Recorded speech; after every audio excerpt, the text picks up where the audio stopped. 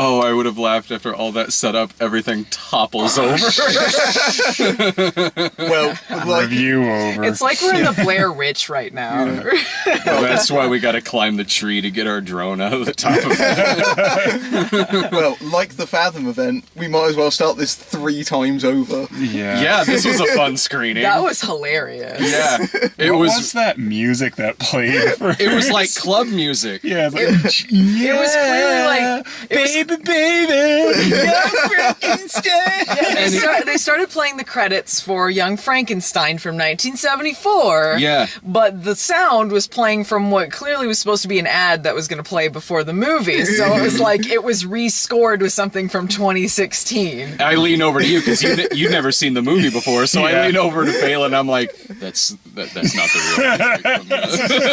No, it was totally the real music. Like we're getting the soundtrack from 50 Shades of Black in front of this. Yeah. Like, Young Seems Frankenstein. about appropriate for a 70s movie. yeah. So then that music went away and it was quiet for a little bit. The credits continued, but it was mute. And then some other music started. Yeah. And then it went black again. And you just suddenly heard, it's time for riff tracks. Like, we're at the riff tracks of Young Frankenstein. That's going to be a really challenging riff. Yeah. It's like, riff tracks? Did you just troll us? Like, bravo. Fucking vo. You wouldn't even be mad. You'd be like, all right, let's do riff tracks. All right. And then the credits started again, the music was right, but it was cropped into 2:35. Yeah, it was cropped, so it looked like they were showing a shitty DVD of it that was full screen, but they put bars over. Yeah. And then that went away, and then it popped up this thing like presented in its original aspect ratio. Like, Yeah. the what you just showed begs to differ. Yeah. I got the impression that what had happened was that some guy was trying to jump the gun. Yeah. Because after that, we got the Mel Brooks introduction. Yeah, Mel Brooks introed Yeah. it, and that was maybe I don't know if that was live. There's some stuff for Fathom events where they do live things like that. I don't know if this was. It looked like it was fairly live. Yeah, it had to have been tonight, I think. Oh my gosh, when he started doing the Mussolini Hitler stuff, and then he had like the kooky hair and the wig as he's doing it, so good. Like, I don't know if we weren't going to get that before, but I'm glad, I guess, we got delayed and saw that, because it was pretty funny. Yeah, it was funny. One of the ushers came out in the theater like, yeah, there's something going wrong up there. They're fixing it now. Yeah. Apparently there was something that went wrong during the Fathom screening of Yoga Hosers, but it was during the post-movie Q&A, so I was gone by that point. Like the next day I was in the theater, I was like, I was at fucking Yoga Hosers last night, and the girl was like, oh, sorry, the projector went out. I'm like, what? She's like, it was during the Q&A. I was like, oh, I was gone by that point. Why couldn't that have happened during the movie? What was there a child in the theater? It was a special needs kid. Yeah. Oh. Yeah, it was in the very front row. It took me a moment, like, what is going? Because why are they finding just a skeleton funny? Everything was hilarious to this kid. So I think they had a good time. Well, that's good. Like, I didn't know if it was a child who was upset or if it was a video game ghost. Like, well, I'm glad you told me that before I made a video game ghost joke about it. You jerk. But the Hitler joke was great. Yeah. That honestly, you're right. That honestly makes so much sense to me, because as that went on for like 15 or 20 minutes, I was like, why are they still in the theater? Because I thought it was a child who was scared by the movie. Yeah. I think they were having a good time. Like, they would make kind of shrieking noises, but I think mostly they were laughing about stuff. Yeah. Yeah, it did take me a minute to be like, what is that? Oh, I see.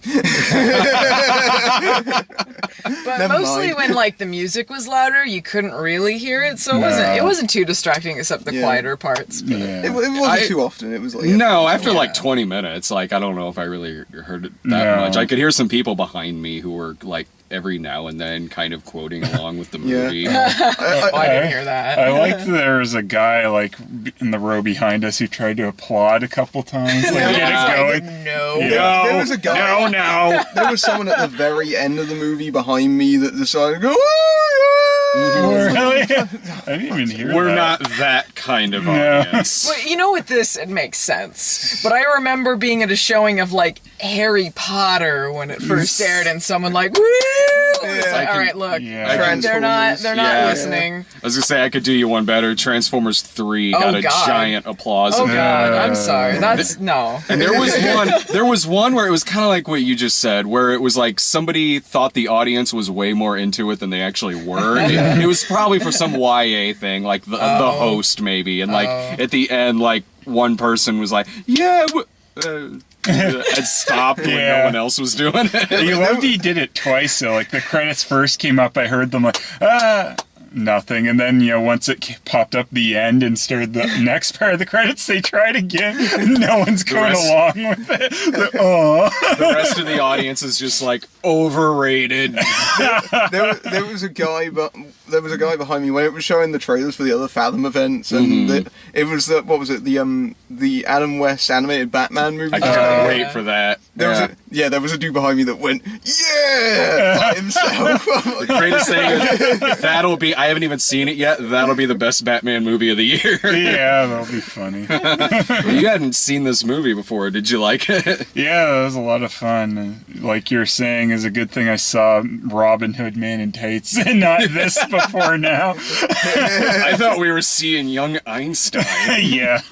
Should have totally stayed at home, watched Dracula Dead and loving it. We're Frankenstein dead and loving it. I was like, when does Frankenstein discover the formula for making beer?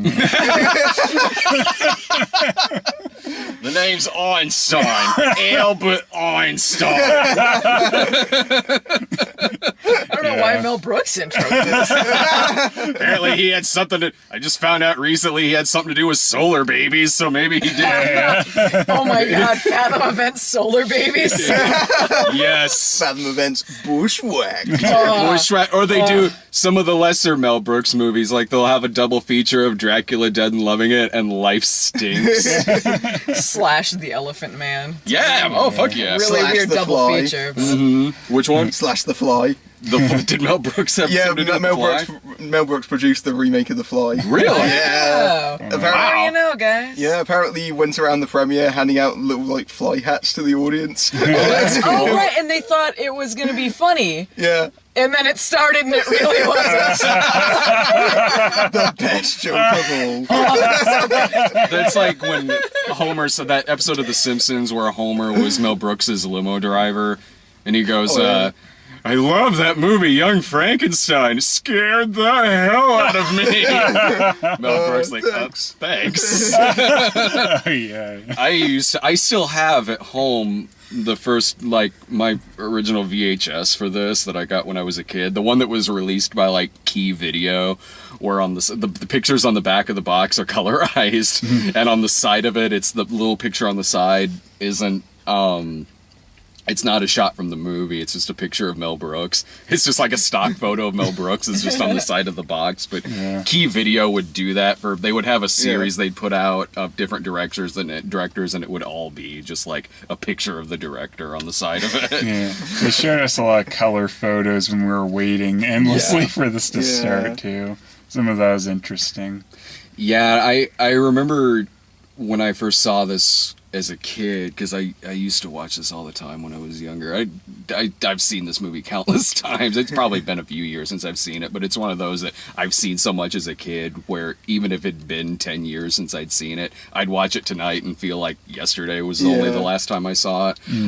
But I remember being super, super young, and either my mom or dad renting it, and I only remembered the box cover at the video store, and being like 4 years old and seeing that box cover, I thought it was a horror film, because it looks like a horror film. You're 4 years old and you see the box cover with crazy haired Gene Wilder and everything in the monster, you think it's a horror film. Like, I don't know, Dad, it might be really scary. Wait a minute, this is hilarious.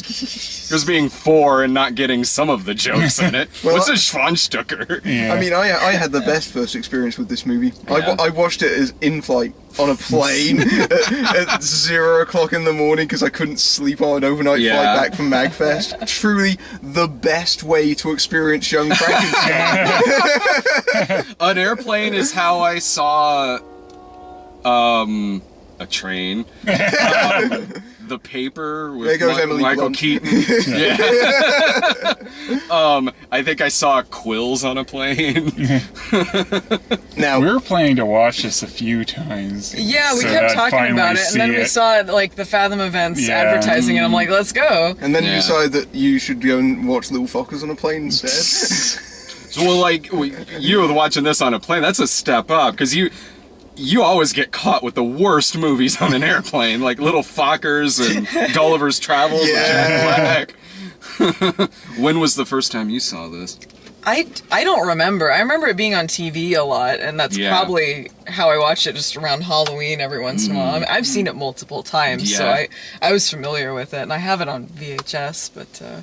So I don't remember the first time, but it's been a few years since I'd seen it, so a lot of the jokes, you know, it was fresher for me. Yeah. So my memory's bad, but the part that always sticks with me, my favorite part, is always the putting on the Ritz scene. Oh, Yeah, that's funny. That is a terrific scene. And, like, I knew you would laugh at it too, and you were laughing, but you were laughing harder when they start throwing like cabbages at him. That's my favorite part of that scene too. Yeah. Like me and him were laughing our asses off. Like, first of all, that's did your they own fault for giving him cabbages. When Yeah. they got in. they're so disappointed in this performance. Yeah. Like, they're really amazed that he can walk and stuff when he's doing like the leading stuff. Like he's Yeah. a dog too, gives him a little treat. Yeah. Just like, oh, boo!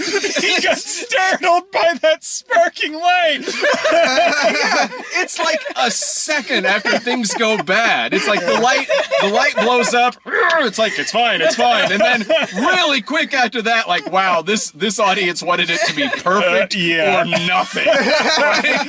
This cabbages, lettuce, Yeah. tomatoes. Like, that's my favorite part of that scene too. It's great. It's That great. scene perfectly encapsulates the sort of brilliance of this movie. In that it really it does a thing that comedies don't really do these days, and it really, you know, invokes the sense of the era. You can tell that Mel Brooks really went out of his way to get all the people that sort of worked on those movies in the 1930s, you know, the original Frankenstein movies, and it really has the feel of one of those movies, and then a joke will happen, and it feels really organic and really funny. The scene will start off, you know, fairly straight, and then it will just move sideways into absurdity. And there's some scenes that are, because this movie I saw before I saw the James Whale movies, Frankenstein, Bride of Frankenstein, and this movie works so well as parody, and just as parody for one, and just even if you haven't seen what it's spoofing, like you won't be sitting there confused, like and then later on when I saw like Frankenstein and Bride of Frankenstein, they're great movies. They are. I've seen them many times, but there's quite often in them where I do kind of laugh because some scenes in this are kind of straight out of like Bride of Frankenstein. Like I'll be it's sort of like Airplane and 0 Hour in that regard, where like even in I think it's Bride of Frankenstein where Igor drops the brain because he startles himself. It's hard to see that done straight in the horror film and not kind of laugh because you're picturing Marty Feldman. There's a lot of affection in the movie because it works as both parody and as a homage. Oh, absolutely. Well, and it's the perfect example of a good parody film compared to what they do now, because it's focused on one thing, but it's also something really affectionate. And it's not just focused on referencing another movie or just being sexual or over the top gross jokes. Like they have those in it, but they're funnier because it's not constant. And it doesn't have loads of topical references. Right. You don't feel like everything's about 1974. That's why it holds up so well. I love too that even though, you know, it's absurd they throw cabbages at him, like it was very true of a lot of those movies. It was the dumb crowd's fault that everything goes bad. Like why were they throwing shit at King Kong? What did they think was gonna happen? If anything, the sort of period setting and how well they managed to sort of, you know, replicate the old black and white movies gives it a real kind of timeless quality. And the movie has, which a lot of parodies don't, a lot of modern parodies don't. This movie actually has heart. Like, it actually has heart to it. It's not just a soulless product. It's not like, and then Dracula comes in and farts and then walks out the door.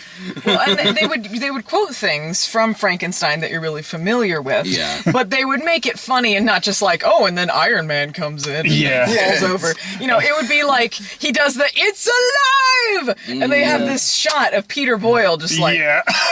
all right, that's kind of weird. Which makes it funny even if you haven't seen Frankenstein or Bride of Frankenstein. Like, that's still funny because of that one. Gene Wilder's always hilarious when he goes over the top, but also that reaction of Peter Boyle. Well, there's also that kind of variance in the sort of tone, because, you know, there are the broad, slapsticky gags that Mel Brooks is known for. Yeah. But there's a lot of really quiet moments. There's a lot of really great sort of like eye rolls and, you know, reaction shots that are, you know, much subtler than, and, you know, there's a nice little variety there. It's not constantly, oh, they're falling over props and everything. Well, there's a lot of great physical humor in this that is not just someone falling. Like, there'll be all of the gags of Peter Boyle, like his finger getting set on fire and things like that. There's also the guy with the wooden arm that's constantly like, you know, whirring it around and stuff like that. Glad that keeps happening to Frankensteins, that there's cops like with weird wooden arms and stuff. The monster just keeps running into girls and blind guys. It's great, and that it could be a sequel and be just as ridiculous as any of the real ones. I've forgotten Gene Hackman's cameo in this movie. Yeah, that was great. I was gonna make espresso. I love when the monster's with the little girl, and, you know, it's pretty much doing the scene where the Frankenstein monster meets the little girl. It's like, what should we throw in the well next? He just looks at the camera. You know. Throws her in that window, which appears to have knocked her out. That was amazing. Shoots her in off the teeter-totter. I think the biggest laugh I get out of this is, well, most of Marty Feldman's lines. He's probably my favorite character in the movie, but that scene where Madeline Kahn shows up at the end and Marty Feldman does the darling, well, let's turn in, and then when he starts Help me with the bags. You take the blonde one, I'll get the one in the turban. He starts biting her, and it's like one part where Gene Wilder, you can tell he kind of cracks a little bit, because he says to Marty Feldman, like, just stop it. Like, he's kind of cracking. Like, maybe that was the 50th take they did, and that was the most he didn't bust up while doing that scene. Marty Feldman in this movie, he really steals the show, but it's a really great performance, because so much of this movie is really kind of played straight to a certain degree. If you look at Wilder's performance, for example, he's not really mugging for the camera the entire time. You know, he goes crazy when he used to, but there are moments where he's restrained, and, you know, a lot of them aren't really playing towards the camera, which makes it so much funnier when Marty breaks it and looks straight into the camera and goes, H. Delbrook, and looking at like he knows who that is. One of my favorite gags is a really early one when Gene Wilder's in his classroom and he does my grandfather's work was duty. And he puts the scalpel in his leg and then he just like crosses his legs. Play it cool. Gene Wilder is a genius at that, like, of just calm, cool, and then sudden outbursts of just a manic wild man, and then reining it back in to where it does feel natural when he does it. It feels natural when he gets excited and screams, but also when he restrains himself again, and like you said, like where he just crosses his leg to cover up the fact he just stabbed himself with a scalpel.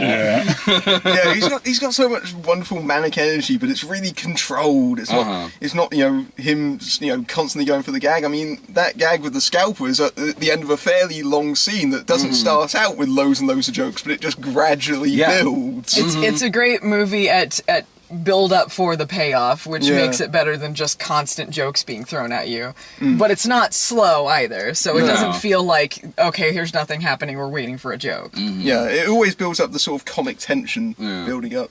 There's great callbacks too, like, of course, the horses going insane whenever Frau Blucher's name gets said, and then an hour goes by and Frau Blucher's probably not in the movie for about an hour or so, and then she comes back later and they say her name, and again, the horses come back. Yeah.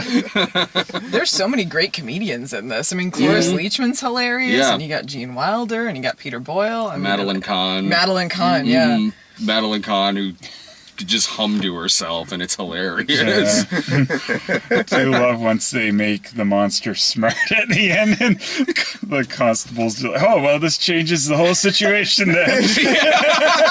After, I think the monster murdered a guy in the jail cell. Yeah.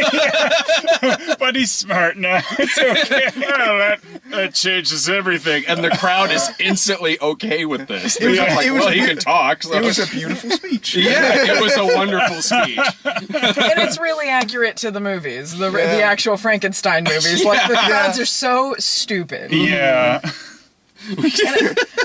I mean, and it's like, it's funny too, because Frankenstein was supposed to be his grandfather, so clearly this is not set during that time. I'm not sure what time period it's supposed to be. I was trying to figure that out too. Maybe early 1900s, maybe? I was trying to get a look at the date on the Wall Street Journal that he was reading there at the end. It did look like it said 1974, so maybe it takes place in 74. I love it.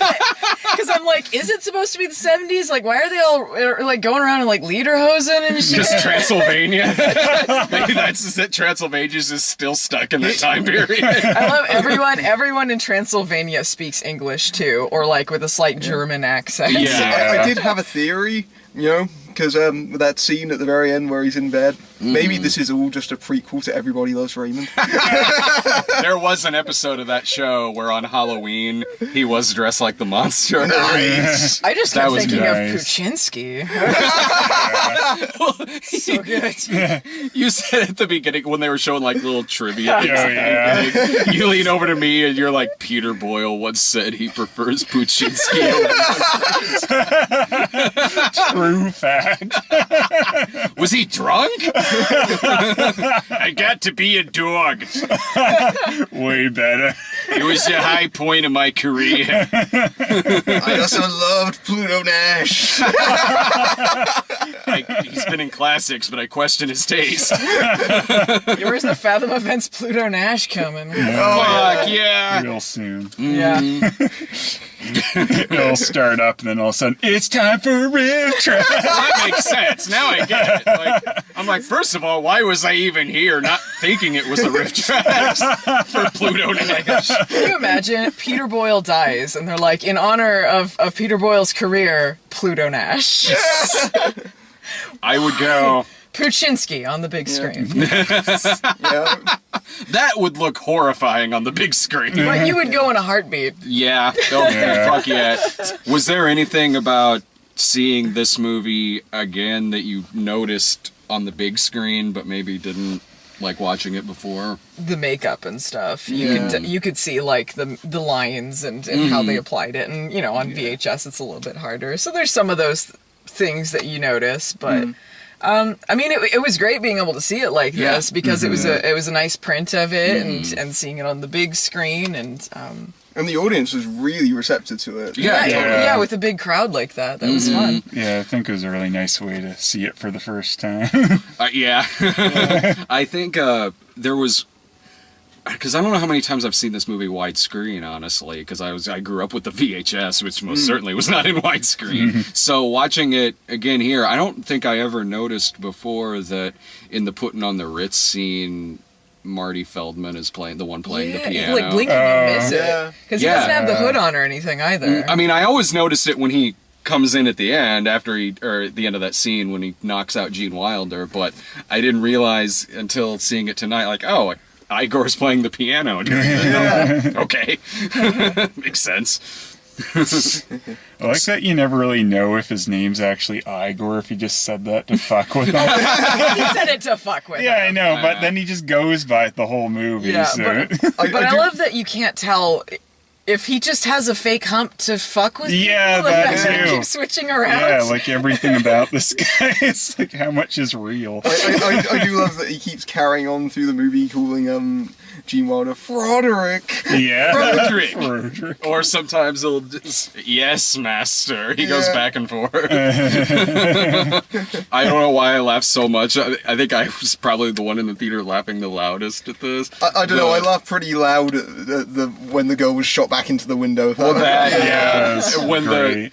the whole, you just made a yummy sound. Wait, didn't. Well, if it wasn't you, it wasn't you. Like, I was probably laughing the loudest in that scene. I don't know why. It is funny in that movie to say yummy sound. Yeah, it is. Yeah. It is, and that, like, Igor is just so confused in that scene, because if, like, I'm imagining I'm in that situation and someone says, oh, you like it? Oh, well, I'll give you the recipe, or whatever the line is. I don't know if that would confuse me. It's in this. He's, who are you talking to? It's really funny. Yeah. You just made a yummy sound.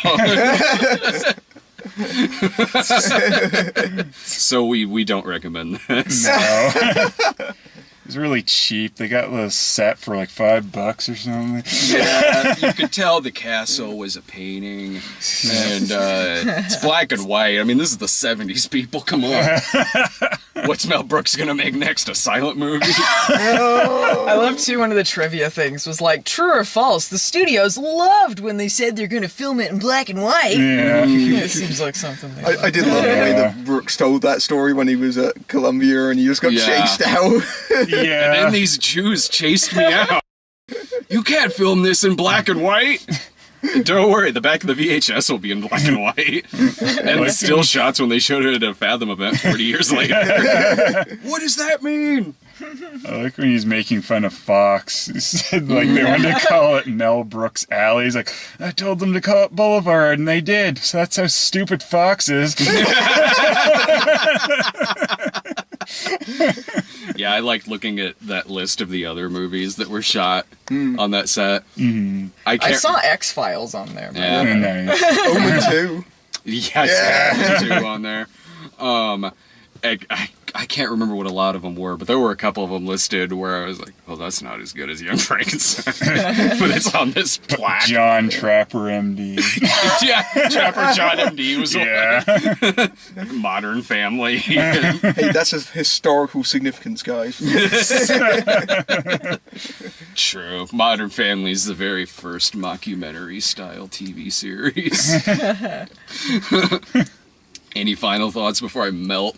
Yeah. It feels like reviewing it in the summer again. It turned into a sauna in here. Yeah. God, it's been actually like really cool fall weather the past couple weeks, but suddenly it's July again. Yeah. Today. God. Yeah. Oh, man. Yeah, but I'd recommend it. I mean, like, even if you don't see it, I guess you can't see it on the big screen now. Maybe there's Too bad. Yeah, is there an encore of it? I don't think so. I don't think so. Okay, well, you missed it, but you can still watch it because it's a very comedy easily classic, watch so. this. You can pick up the Blu-ray easily. Oh, yeah. Sometimes they do encores even if one hasn't been scheduled. Okay. Right now, this is the only screening scheduled, but I noticed like later this month on the Fathom listing, it was like, back by popular demand, an encore presentation of Rob Zombie's 31. Like, okay, well, there might be one extra one for Young Frankenstein then, if 31 is getting an encore presentation. No, everyone prefers 31 to Young Frankenstein. Everyone knows that. Rob Zombie probably does. So we're going to be back over the next few days with movies that won't be as good as this. What are you talking about? I think that Masterminds is going to be a classic. That and middle school, worst years of my life. It'll be great. See ya.